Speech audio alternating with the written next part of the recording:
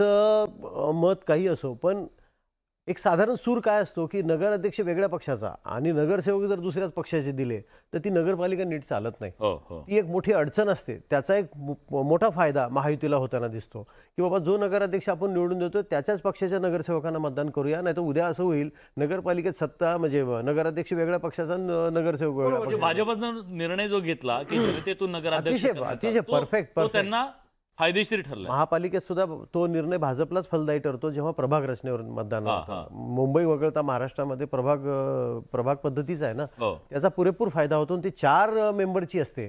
2 ह्याची राहिल्यावर वेगळं चित्र येतं, पण 4 असल्यावर वेगळं चित्र येतं. अतिशय व्यवस्थित ते प्लॅनिंग आहे त्यांचं ते कौशल्य असं म्हणायला पाहिजे, बाकी काय नाही. तर आता आणखीन एक ब्रेकिंग न्यूज या ठिकाणी येताना दिसते. नांदगाव नगराध्यक्षपदी शिवसेनेचे सागर हिरे हो विजय झालेले. म्हणजे आमदार सुहास कांदेंनी जी काही रणनीती तिथं आखलेली होती ती यशस्वी होताना दिसते.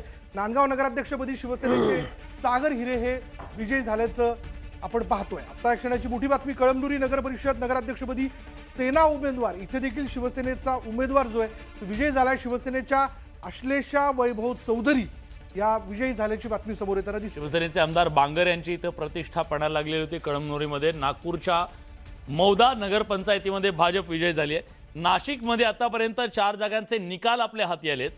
महायुतीच्या पारड्यामध्ये 4ला 4 जागा गेल्या. 4 ठिकाणी नगराध्यक्ष त्यांचे झालेत. महाविकास आघाडीला अजूनही खातं उघडता आलेलं नाहीये.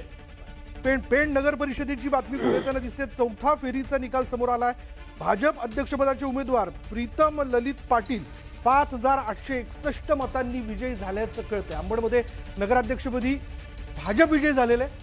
इथला देखील निकाल समोर आलेला आहे. एका पाठोपाठ एक कागलमध्ये राष्ट्रवादीचे 22 नगरसेवक विजय झालेत. हसन मुश्रीफ यांचा मतदारसंघ. पैठणमध्ये शिवसेनेच्या विद्या कावसानकर या आघाडीवरती आहेत. तर नांदगावमध्ये शिवसेनेचे सागर हिरे विजय झाल्याचं आपण पाहतो. आता तुम्ही कोल्हापूरबद्दल बोललात. कोल्हापूरमध्ये काँग्रेसला फक्त 1 जागा, काँग्रेसला पेठ वडगावची जागा जिंकता आलेली आहे.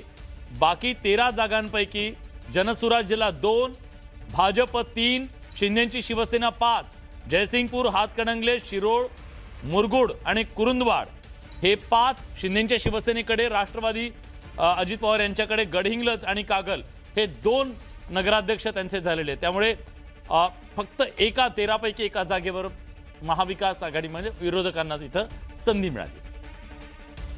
पण बालाजी हा कल तुम्हाला मान्य केला पाहिजे. आता म्हणजे यात आपण ईव्हीएमला दोष देऊ शकत नाही असं म्हणूया. नाही, ईव्हीएमला दोष देण्याचा विशेष नाही विशालजी, की यामध्ये ज्या पद्धतीनं डे 1 पासून आम्ही म्हणतोय की म्हणजे मतदार याद्यांपासून आम्ही आक्षेप घेतलेले आहेत आणि ढिगभर पुरावे सुद्धा दिलेले आहेत. आणि हे मागच्या निवडणुकीत बोलले, मला परत बोलून तुम्हाला पण ते इरिटेट करायचं नाहीये.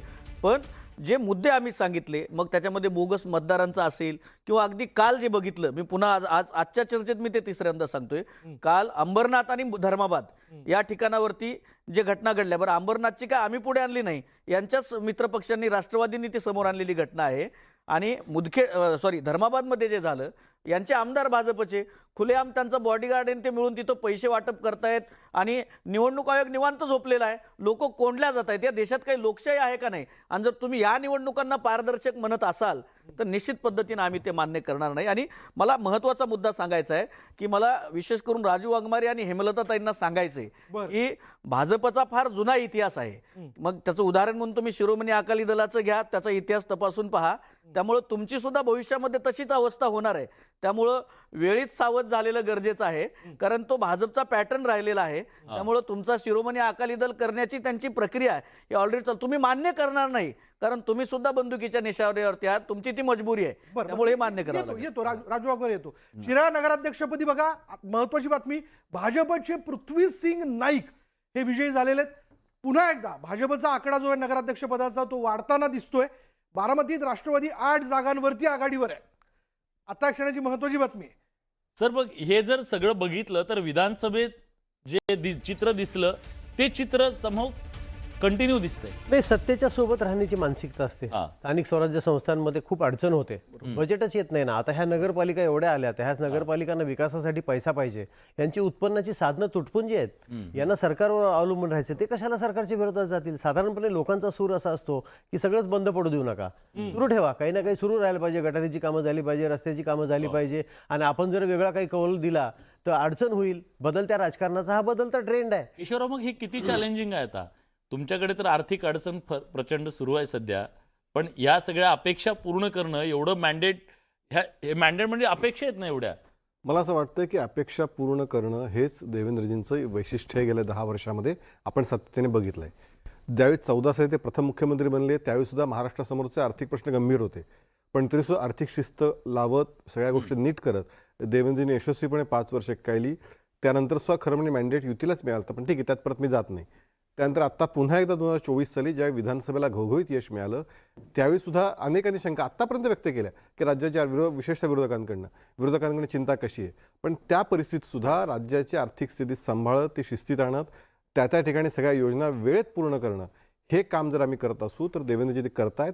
त्यामुळे ज्या अपेक्षासह लोक निवडून देत आहेत त्या अपेक्षा पूर्ण होण्याचा विश्वास सुद्धा देवेंद्रजींकडून आहे, म्हणून ते निवडून देतात, हे आपण लक्षात घेतलं पाहिजे. आणि याच्यावरती माझा आक्षेप एक लक्षात घ्या की जेवढे अपेक्षा आणि स्वप्न दाखवले हे सगळे हे फक्त जाहीरनाम्यापुरते मर्यादित होते विलासजी. याच्यामध्ये मग शेतकरी कर्जमाफी असेल, नोकर भरती असेल, अहो लाडक्या बहिणीचे पैसे तुम्हाला पूर्ण दिलेले झाले नाहीत, निराधारांची हमी, सोयाबीनच्या खरेदीचे सुद्धा तेच प्रश्न आहेत. त्यामुळे हे जे काही चाललेलं आहे ते म्हणतायत ते सगळं खोटं आहे आणि भाजपनं एकही आश्वासन दिलेल्या निवडणुकीतलं पूर्ण केलेलं नाही. अंबाजोगाईमध्ये भाजप पुरस्कृत आघाडी विजयी दिशेनं नगराध्यक्षपदी भाजप उमेदवार नंदकिशोर मुंदडा विजयी झालेले आहेत.